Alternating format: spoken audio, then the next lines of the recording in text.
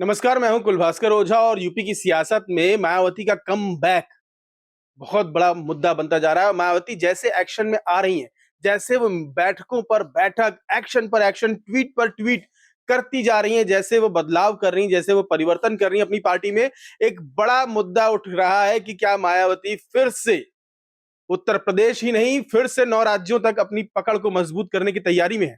क्या मायावती को इस बार कोई नहीं रोक सकता? मायावती फुल फॉर्म में है।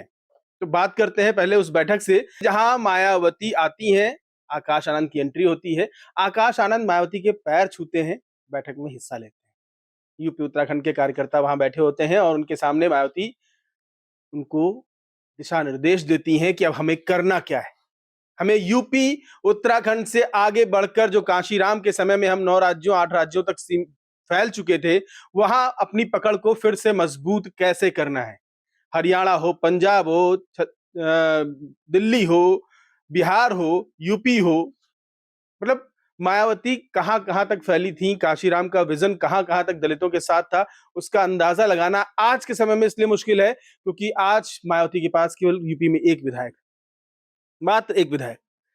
अब 1 विधायक से फिर वो 1000 की ताकत को पाना, फिर वो 100 की ताकत को पाना, 500 की ताकत को पाना, क्या इतना आसान होगा? और मायावती जिस उम्र के जिस पड़ाव में है, क्या अब वो क्रांति कर पाएँगी? क्या फिर से अपने से दूर हुए दलितों को, अपने से दूर हुए अम्बेडकरवादियों को अपने साथ जोड़ पाएँगी? या उनसे अलग हुए लोग अब राहुल गांधी के संविधान बचाओ पे भरोसा कर रहे हैं, चंद्रशेखर पर भरोसा कर रहे हैं और दूसरे छोटे-मोटे नेताओं पर भरोसा कर रहे हैं? ये मायावती को सोचना है। हालांकि देश में आज भी मायावती से बड़ा कोई दलित नेता नहीं है, ये दावे के साथ कहा जा सकता है। हर दलित, चाहे युवा हो, चाहे बुजुर्ग हो, मानता है कि मायावती हमारी नेता है।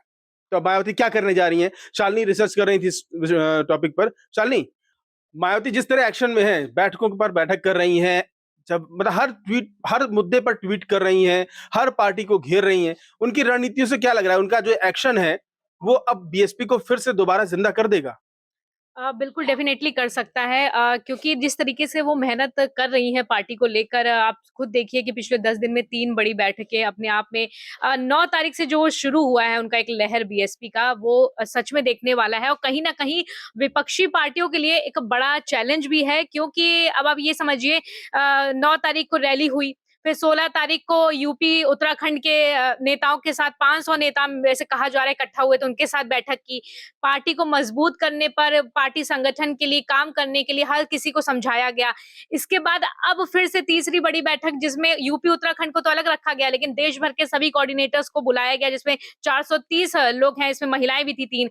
तो ये पूरा सिनेरियो आप समझिए कि मायावती अब बिल्कुल लग चुकी हैं कि कैसे काम करना है। उन्होंने सबको यही बोला है कि साफ-सुथरी नीतियों के साथ काम करिए। जहाँ-जहाँ हमारे काम नहीं हो रहे ढंग से, वहाँ जाके आप लोग देखिए ज़मीनी स्तर पर क्योंकि 2027 का विधानसभा चुनाव मायावती के लिए गेम चेंजर साबित हो सकता है कहीं न कहीं, क्योंकि जिस तरीके से वो बिल्कुल डाउनफॉल में गई हैं, अब वो उठ रही हैं और कॉम्पिटिशन दे रही हैं। कॉम्पिटिशन कैसे दे रही हैं, थोड़ा इसको इसलिए समझना चाहिए क्योंकि चंद्रशेखर को आप देख लीजिए दूसरी तरफ इकरा हसन की तारीफ कर रहे हैं, फिर अखिलेश यादव से शायद उनको कोई फ़ायदा चाहिए होगा क्योंकि मायावती की इस तरीके की लहर को देखकर चंद्रशेखर भी कहीं न कहीं समझ चुके हैं कि मुझे भी पार्टी में टक्कर देनी है। अब अगर हम बाकी चीज़ों को देखें तो योगी आदित्यनाथ की तारीफ़ की उन्होंने, तो मुझे लगता है बीजेपी से तो शायद वो टक्कर नहीं लेंगी, लेकिन बाकी पार्टियों के लिए एक बड़ा चैलेंज वो बन सकती है मायावती बन और सकती है। आज जिस तरीके से आकाश आनंद भी रहे और मायावती ने साफ तौर पर कहा सभी से अपने नेताओं से कि जैसे आपने मेरा साथ दिया है, वैसे ही आकाश आनंद को भी आपको आगे बढ़ाना है, आपका अपना साथ आकाश आनंद के साथ रखिए। तो यहाँ से एक पिक्चर ये क्लियर हो गई है कि आगे जाके आकाश आनंद ही एक बड़े उत्तराधिकारी होगा। पिलर जो हैं वो होने वाले हैं। जिस तरीके से वो आए और उन्होंने पैर छुआ और बाकी सारे लोग जहाँ वहाँ थे, साफ तौर पर सिर्फ एक ही चीज़ हम इसको देख सकते हैं कि वो पार्टी को मजबूत कर रही हैं। दूसरी तरफ मैं कांग्रेस की बात करूँ क्योंकि कांग्रेस इसलिए मैं बात कर रही हूँ क्योंकि अभी हाल ही में राहुल गांधी जिस तरीके से हरिओम के परिवार से मिलकर आए, वो भी एक बड़ा अच्छा एक सिनेरियो एक पिक्चर सामने आई कि दलित परिवार से वो जिस तरीके से मिल के आए। तो कहीं न कहीं एक्सपेक्टेशन मायावती से भी लोगों को रही होगी। रही होगी। यही यही मिस करते हैं जब हम ग्राउंड पे जाते हैं और दलित नेताओं से बात करते हैं या दलित लोगों से बात करते हैं, अम्बेडकरवादी विचार के लोगों से बात करते हैं, तो उनका कहना केवल इतना था कि मायावती एक बार ज़मीन पर आ गईं, कार्यकर्ताओं ने उनको अपने बीच देख भर लिया, तो पूरी 6-7 राज्यों की दलित राजनीति जो है वो बदल जाएगी।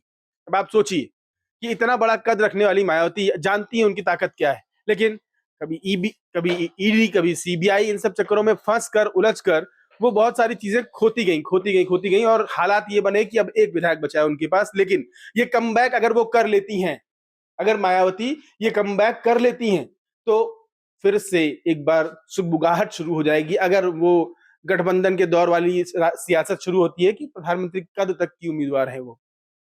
आरुषि है मेरे साथ। आरुषि ने भी इस टॉपिक पे कुछ रिसर्च की है। आरुषि, आपकी नजर में क्या मायावती फिर से कमबैक कर लेंगी या नहीं?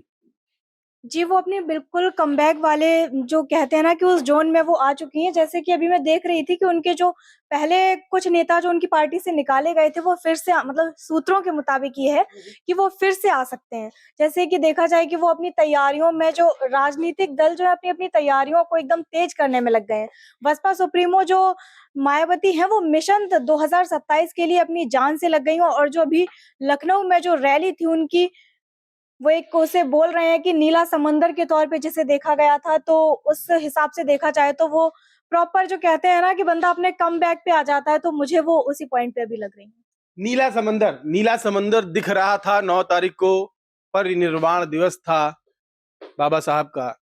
और 1984 जिस दिन जन्म हुआ था बाबा साहब का, उसी दिन जन्म हुआ था बीएसपी का। बामसेफ, डीएस4, काशीराम का जो सियासी सफर था, पहले बामसेफ, फिर डीएस4 और फिर बीएसपी। 1984 में इसकी स्थापना हुई। 4 बार यूपी की मुख्यमंत्री बनी मायावती, और उन्होंने अपनी राजनीति से अपने ताकत को, अपनी पहचान को बनाया, समझाया दुनिया को कि मायावती क्या है, एक दलित नेता क्या कर सकता है।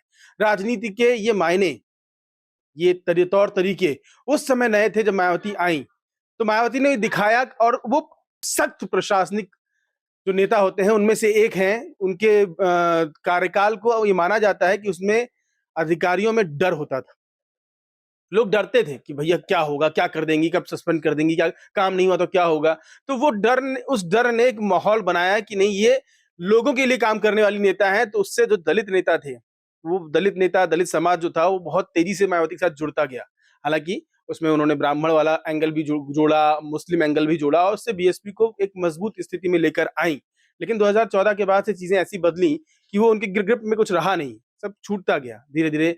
जो 20-25 सांसदों की ताकत रखती थी, जो 100 से ऊपर विधायकों की ताकत रखती थी, उनका कद घटते-घटते एक विधायक तक पहुँच गया। अब ये फिर बढ़ेगा? स्वाति, ऐसा लगता है आपको? सर बढ़ेगा तो, लेकिन ये बहुत मुश्किल है अभी उनके लिए, क्योंकि सिर्फ एक जगह से लोगों का बचना। और जो आप इसके इतिहास की बात कर रहे थे, काशीराम के टाइम पे उन्होंने जो लड़ाई लड़ी दीना भाना और डीपी खारपे के साथ मिलकर, तो मुझे लगता है उनका विजन उस टाइम काफी अलग था। और आते आते अब बसपा का विजन काफी अलग हो गया। तो उन्होंने जो उनको पकड़ दी थी इतने राज्यों की इतनी भारी टीम, क्योंकि स्टार्ट वहीं से हुआ था, तो उन्होंने बहुत मजबूत एक वो दिया था। और अब सिर्फ उनके पास एक बचा है, तो अगर वो उसको खो देंगी तो ये बहुत उनके लिए अंदर से बहुत भावनात्मक बात है कि वो उसको संभाल नहीं पाई। तो इसके लिए अब, और मुझे ये भी लगता है कि जब नेता ऊंचाइयों पर होता है, तो वो नीचे वाले लोगों से या आम जनता से अपनी डायरेक्ट कनेक्टिविटी को छोड़ देता है या छोड़ने लगता है, तो उसके बीच में मीडिएटर आ जाते हैं, बहुत सारे नेता आ जाते हैं। तो लेकिन मायावती उस चीज को समझ रही हैं और अब डायरेक्ट जाके रैली कर रही हैं, लोगों से कनेक्ट हो रही हैं और डायरेक्ट मिल रही है। तो मुझे लगता है कि इस बार कमबैक हो सकता है। हो सकता है। हम्म।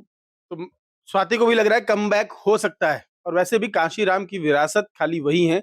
अब इस विरासत को कैसे संभालेंगी, आकाश आनंद को उत्तराधिकारी बनाने की उन्होंने अगर सोची है, तो वो आकाश आनंद को ताकत कैसे देंगी, ये तो उनको सोचना ही है। क्योंकि बीएसपी खत्म तो नहीं होगी, 9% वोट उसके पास है अभी भी।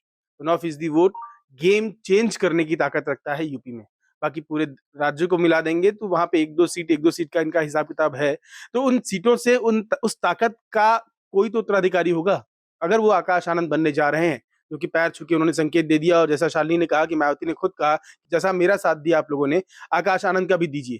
तो अगर मिलेगा तो क्या होगा बीएसपी का भविष्य, और क्या होगा आकाश आनंद का भविष्य। और मायावती 2027 में क्या यूपी की सियासत में एक बड़ा बम फोड़ सकती है? अपनी राय हमें कमेंट करके जरूर भेजिए।